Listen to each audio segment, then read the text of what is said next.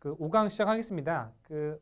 이제부터 제일 중요한 이제 통관 파트로 들어가는데요. 우리 과목 이름이 수출입 통관 실무잖아요. 그래서 결국에는 관세법 일반 내용보다 지금 앞으로 5강부터 이어질 내용들이 훨씬 더 빈출 내용이 더 많다고 보시면 되겠고, 한 군데도 소홀하게 보셔야 되는 부분이 없어요. 그래서 제가 빼야 될 거는 몇 군데 이제 조금 덜 봐도 된다고 하겠지만, 그걸 제외한 나머지 대부분의 것들은 중요하게 좀 공부를 하셔야 될 것 같고요. 자, 일단 들어갑니다. 통관 파트 중에서 제일 먼저 나오는 게 이제 세관장 확인 제도라는 게 제일 먼저 나와요. 그래서 이제 요거보다 기능부터 보시면 첫 번째가 수출입 관련 법규 의무 이행을 촉구한다. 뭐 비자발적 법규 위반자를 최소화한다.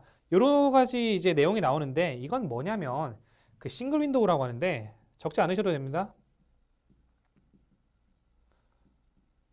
우리나라 이제 관세청에서 모든 걸 다 본다는 거예요. 즉 수입되는 물품에 대해서 뭐 전기 안전에 관한 내용, 우리 국민들이 뭐 먹거리에 대한 내용, 아니면 입는 거에 대한 내용, 그런 것들에 대해서 허가, 승인, 표시, 조건 이런 것들을 각 예를 들어 전기에 관련된 내용이면 그 해당 법률이 또 있을 거잖아요. 거기서 보는 게 아니라 그냥 모든 걸 다 세관장이 한 번에 하나의 창구에서 확인한 다음에 수입 물품을 우리나라로 통과하는 거 허락해 주겠다라는 게 이제 크게 봐서 세관장 확인 제도라고 하고요. 그래서 여기서 말하는 건 수출입을 할 때 법령에서라는 표현이 있습니다. 여기서 이 법에서 라는 표현은 틀린 표현이에요.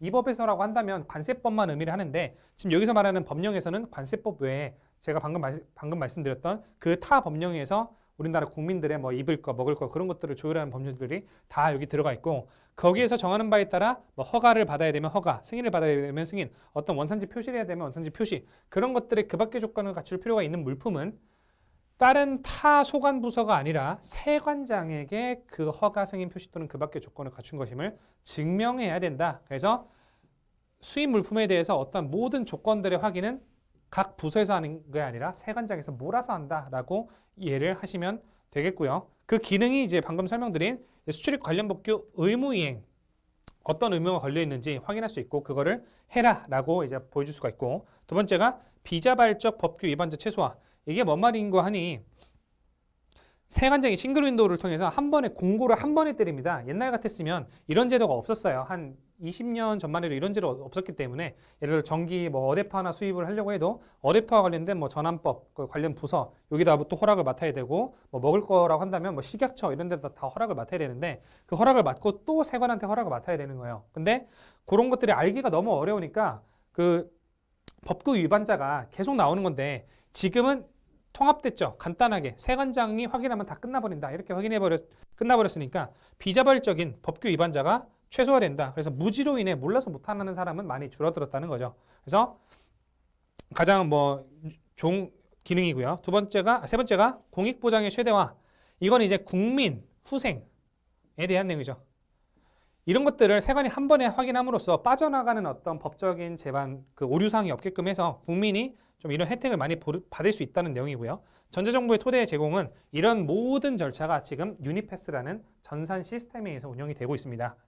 그리고 요거 두 개는 저도 사실 크게 납득은 못하는 부분인데, 이론적으로는 세관장 확인 대상의 생정 생산성을 효율화시키고 그럴 수도 있겠죠. 원래는 타 부서간 다 협업을 했어야 되는데 지금은 관세청 혼자 다 일을 하기 때문에 됐다고 볼 수도 있겠고, 균형된 무역질서 유지, 이건 그냥 외우세요. 별도의 설명을 드리기가 좀 어렵네요. 그래서 그냥 외우시고 넘어갑니다.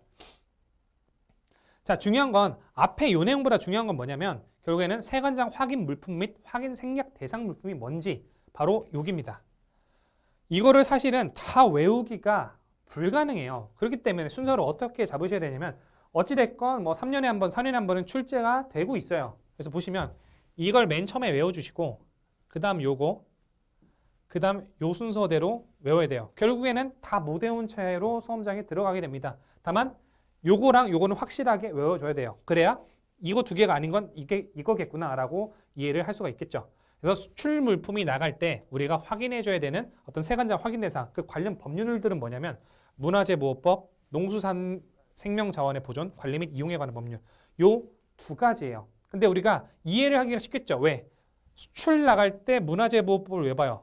왜 우리 유적이나 우리 뭐라 해야 돼? 고미술품이라든가 우리나라 문화유산들이 나가면 안 되잖아요. 그래서 그런 것들에 대해서 확인하기 위해서 문화재 보호법이 있는 거 충분히 납득되는 거고요. 농수산 생명자원의 보존.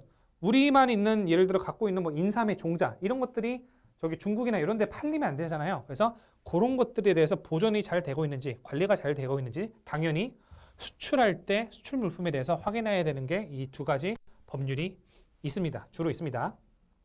그 다음에 이제 공통 확인 대상은 뭐 수출 물품이든 수입 물품이든 동시에 이제 적용되는 거고 지금까지 출제가 된 건 요거 두 개가 정도 되겠네요. 가축 전염병 예방법 나가든 들어오든 중요한 거고 남북교류협력 마찬가지고 마약류도 들어갈 때 나올 때 다 중요하겠죠. 다 마찬가지예요.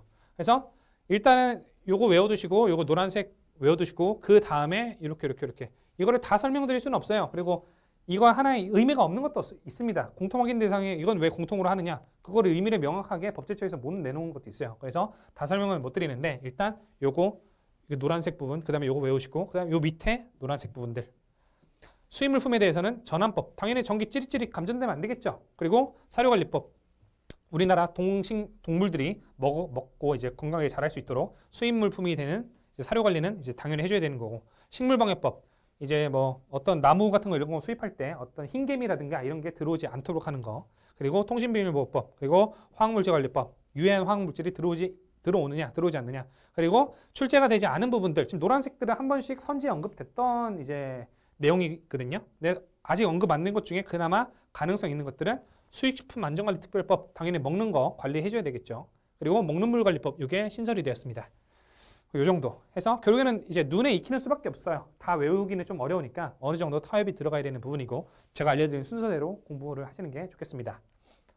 자 넘어가셔서 확인 생략 대상 이것도 외우는 거에 비해서 이제 산출이 그렇게 높지 않아요. 즉 빈출되지 않는다는 건데 자 다음 각호의 어느 하나에 해당하는 물품은 세관장 확인을 생략한다.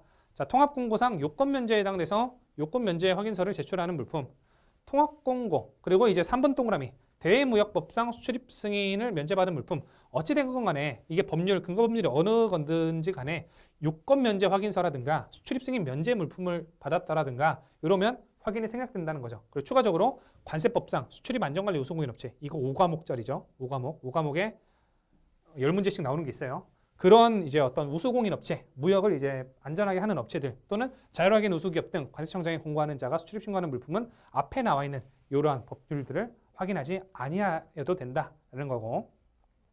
자, 다음 강목의 법령을 적용받는 물품은 세관장이 수출입 요건 구비를 이런 애들임에도 불구하고 확인을 반드시 해야 된다는 거죠. 어떤 거? 지금 여기 나와 있는 법률은 앞에 애들이라도 생략 안 되고 반드시 봐줘야 된다는 거예요. 그래서 지금까지 출제된 건 가축 전염병 예방법 그리고 통신비밀보호법 이렇게 두 개가 있었을 겁니다. 그래서 외우기에는 좀 애매하지만 그렇다고 버리기에는 좀 애매해서 나온 거 위주로만 보시고 어느 정도 타협을 해서 들어가야 될 것 같습니다. 그래도 수입식품 안전관리 특별법 요거 정도 체크해 두시고 폐기물 요거랑 식물방역법 요거 정도 공부를 우선적으로 하시는 게 좋을 것 같습니다. 개인적인 생각은.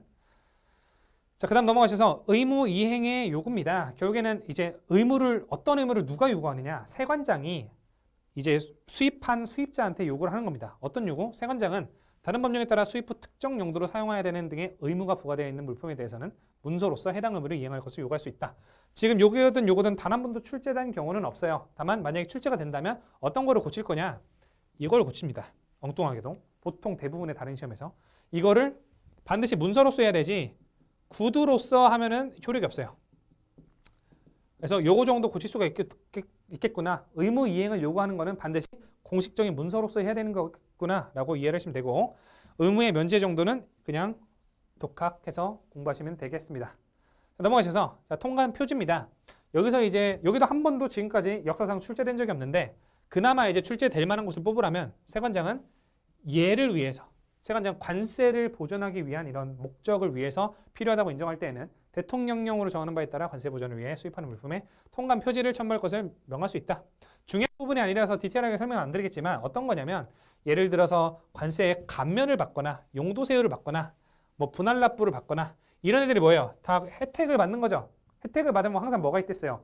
의무가 있죠. 그래서 그 의무를 잘 이행하나 안 이행하나 세관이 매년마다 나와서 확인을 해요. 그러면 그 물품 뒤에 이제 예를 들어서 어떤 기계를 수입했을 때 뭐 학술연구용품 가면을 받아가지고 수입을 했다면 그 기계 밑에다가 이렇게 생긴 통관 표지를 붙여놓습니다. 이 물품은 학술연구용품 물품으로 반드시 연구에만 써야 돼 이렇게 붙어있기 때문에 그런 통관 표지가 붙어있는 것들을 나중에 한 1년 뒤에, 2년 뒤에 사후관리 기간 수입신고 수리로부터 3년 이내에 가서 보면은 이 표지가 잘 붙어있으면 사후관리를 잘 하고 있는 거죠. 그래서 결론적으로 뭐다? 여러분들이 외우셔야 될 거는 세관장은 통관 표지 왜 하냐? 관세 보전을 위해서 한다라고 이해하시면 되겠습니다. 요거 세 개도